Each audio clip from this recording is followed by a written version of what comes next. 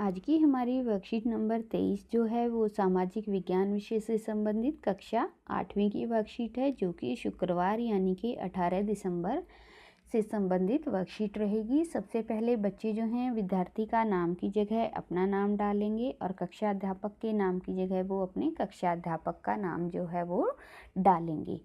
तो आज की ये जो हमारी वर्कशीट है, ये पीछे जो हमने वर्कशीट की थी कि जब जनता बगावत करती है 1857 की क्रांति, और उसके बाद के जो भी यहाँ पर हमें जानकारी मिलती थी उन सभी को आगे इसी वर्कशीट में कंटिन्यू किया गया है। और अब हम आगे जानेंगे कि किस तरीके से कंपनी ने विद्रोह को कुचलने के लिए क्या क्या कदम उठाए और इस क्रांति के भारतीय के ऊपर क्या क्या प्रभाव पड़े, और उसके बाद जो है वो ब्रिटिश शासन ने क्या क्या जो है वो सुधार किए जिससे कि ऐसा कोई विद्रोह दोबारा से उत्पन्न ना हो। तो आइए देखते हैं। हमारा पाठ नंबर 5 है और नाम है हमारे पाठ का जब जनता बगावत करती है और 1857 और उसके बाद कंपनी का पलटवार। तो अब हम यहाँ पर देखेंगे कि जब 1857 का विद्रोह होता है और जल्दी ही वो जन आक्रोश का रूप धारण कर लेता है, तो उसको कंट्रोल करने के लिए कंपनी क्या करती है। कंपनी से हमारा मतलब यहाँ पर है ब्रिटिश शासन। देखिए, विद्रोह की उथल पुथल के बावजूद अंग्रेजों ने हिम्मत नहीं छोड़ी। कंपनी ने अपनी पूरी ताकत लगाकर विद्रोह को कुचलने का फैसला किया। उन्होंने इंग्लैंड से और फौजें मंगवाई, विद्रोहियों को जल्दी सजा देने के लिए नए कानून बनाए और विद्रोह के मुख्य केंद्रों पर धावा बोल दिया। इस तरह सितंबर 1857 में दिल्ली दोबारा अंग्रेजों के कब्जे में आ गई। अंतिम मुगल शासक बहादुर शाह जफर पर मुकदमा चलाया गया और उन्हें आजीवन कारावास की सजा दी गई। उनके बेटों को उनकी आंखों के सामने गोली मार दी गई। बहादुर शाह और उनकी पत्नी जीनत महल को अक्टूबर 1858 में रंगून जेल भेज दिया गया। 1862 में यहीं पर उनकी मृत्यु हो गई। मार्च 1858 में लखनऊ अंग्रेजों के कब्जे में चला गया। जून 1858 में रानी लक्ष्मीबाई की शिकस्त हुई। शिकस्त होने से यहाँ पर हमारा मतलब है कि रानी लक्ष्मीबाई जो हैं वो भी अंग्रेजों के खिलाफ हार गई और उन्हें मार दिया गया। दुर्भाग्यवश ऐसा ही रानी अवंतीबाई लोधी के साथ भी हुआ। तात्या टोपे मध्य भारत के जंगलों में रहते हुए आदिवासियों और किसानों की सहायता से छापामार युद्ध जो थे वो चलाते रहे। उन्हें 1859 में पकड़ लिया गया और उन पर मुकदमा चलाकर उन्हें मृत्युदंड दिया गया। विद्रोही ताकतों की हार से लोगों की हिम्मत टूटने लगी। बहुत सारे लोगों ने विद्रोहियों का साथ छोड़ दिया। लोगों का विश्वास जीतने के लिए अंग्रेजों ने वफादार भूस्वामियों के लिए इनामों का ऐलान कर दिया। तो इस तरीके से हमने देखा कि कंपनी ने किस तरीके से विद्रोह को कुचलने के लिए क्या क्या कदम उठाए और किस वजह से ये आंदोलन जो था वो खत्म हो गया। अब हम देखते हैं आगे कि आगे हमें क्या जानकारी दी गई है। विद्रोह के बाद के साल कि जब विद्रोह को कुचल दिया गया तो उसके बाद जो स्थिति थी वो कैसी रही। अंग्रेजों ने 1859 के आखिर तक देश पर दोबारा नियंत्रण पा लिया था, लेकिन अब वे पहले वाली नीतियों के सहारे शासन नहीं चला सकते थे। अंग्रेजों ने जो अहम बदलाव किए वो निम्नलिखित थे। तो यहाँ पर हम देखेंगे कि 1857 के विद्रोह को दबाने के बाद भी अंग्रेजों को पता चल गया था कि लोगों पर अब वो पहले की तरह शासन नहीं कर सकते, इसीलिए उन्होंने बहुत सारे बदलाव किए। और अब हम देखते हैं कि वो बदलाव कौन कौन से थे। सबसे पहला बदलाव उन्होंने क्या किया कि ब्रिटिश संसद के 1858 के नए कानून के द्वारा ईस्ट इंडिया कंपनी के सारे अधिकार ब्रिटिश साम्राज्य के हाथ में सौंप दिए। ब्रिटिश मंत्रिमंडल के एक सदस्य को भारत मंत्री के रूप में नियुक्त किया गया। उसे भारत के शासन से संबंधित मामलों को संभालने का जिम्मा सौंपा गया। उसे सलाह देने के लिए एक परिषद का गठन किया जिसे इंडिया काउंसिल कहा जाता था। दूसरा जो सुधार किया गया कि भारत के गवर्नर जनरल को वायसराय का ओहदा दे दिया गया। ओहदा यानी कि पद दे दिया गया। इस प्रकार उसे इंग्लैंड के राजा या रानी का निजी प्रतिनिधि घोषित कर दिया गया। और इसका परिणाम क्या हुआ कि अंग्रेज सरकार ने भारत के शासन की जिम्मेदारी सीधे सीधे अपने हाथों में ले ली। तीसरा जो सुधार था वो था कि देश के सभी शासकों को भरोसा दिया गया कि भविष्य में कभी भी उनके भू क्षेत्र पर कब्जा नहीं किया जाएगा।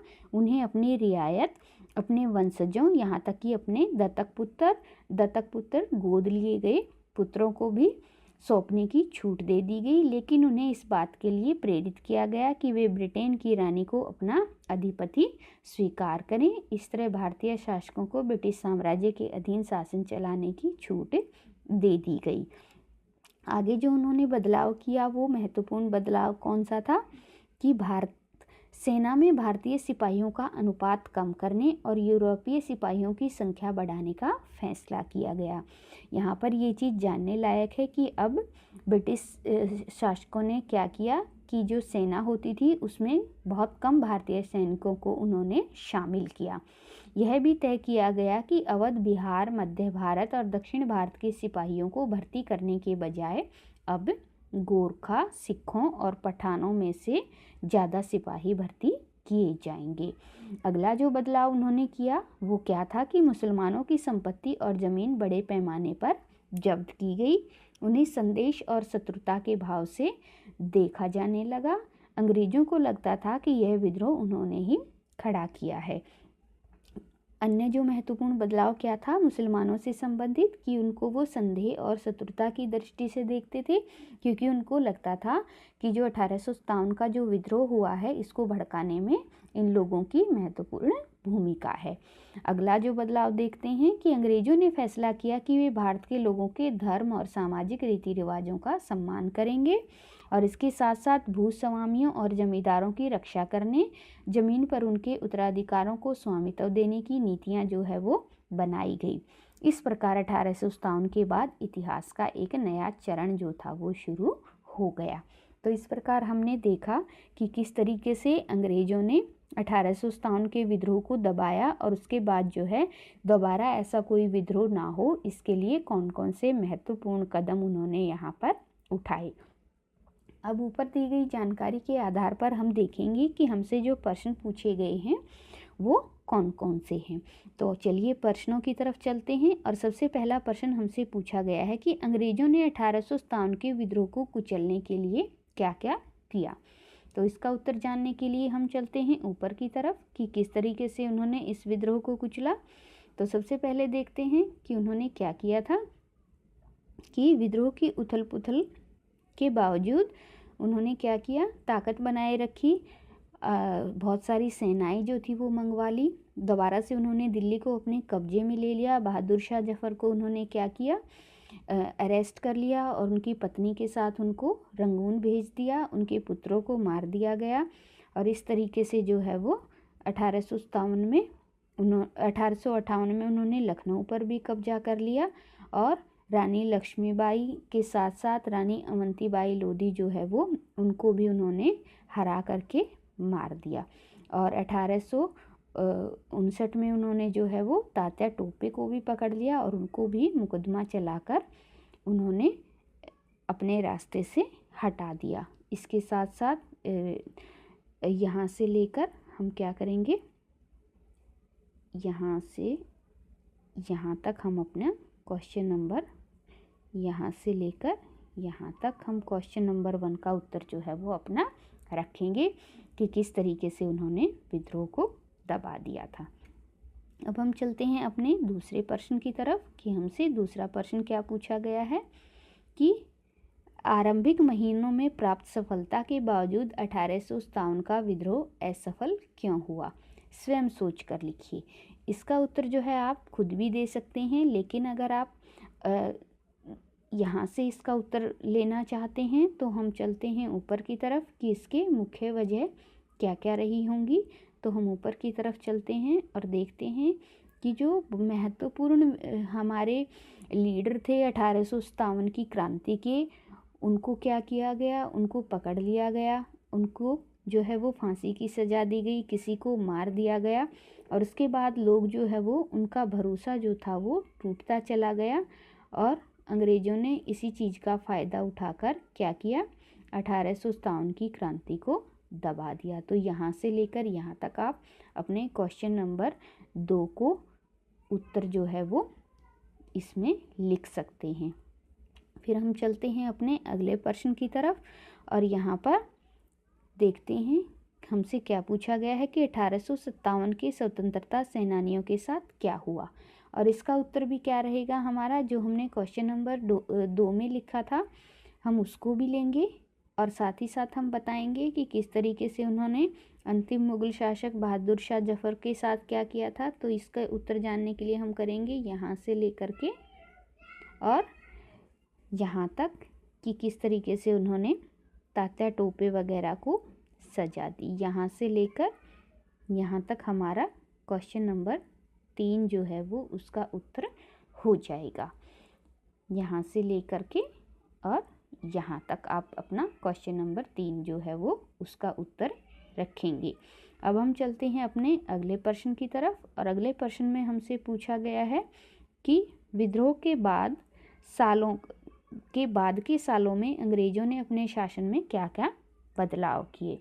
तो इसका उत्तर आप कहाँ से देंगे, तो ये पूरा जो पार्ट हमें यहाँ से दिया गया है कि क्या क्या उन्होंने बदलाव किए, यहाँ से आप स्टार्ट करेंगे और यहाँ से स्टार्ट करके ये आपका क्वेश्चन नंबर 4 का जो है वो उत्तर रहेगा। कहाँ तक आप लेकर चलेंगे, इसको आप यहाँ तक लेकर चलेंगे।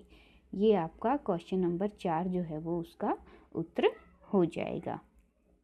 और फिर हम देखते हैं कि अंग्रेज़ों द्वारा लाए गए बदलावों के क्या कारण थे। तो हमें पता चलता है कि किस लिए उन्होंने बदलाव किए थे, क्योंकि उनको पता चल गया था कि पुराने ढर्रे पर लेकर के वो दोबारा से जनता को अपना शासन जो है वो नहीं चला सकते। इसीलिए उन्होंने क्या किया, बहुत से महत्वपूर्ण बदलाव जो थे उन्होंने कर दिए थे। तो यहाँ से लेकर यहाँ तक आप इसको इंक्लूड कर सकते हैं प्रश्न नंबर 5 के उत्तर में। इसके साथ साथ और भी कई चीज़ें जो है आप यहाँ पर ऐड कर सकते हैं कि जैसे कि उनको एहसास हो गया था कि पुराने ढर्रे पर और लोगों का असंतोष जो है उसको हासिल करके वो अपने शासन को ज़्यादा लंबे समय तक नहीं चला पाएंगे।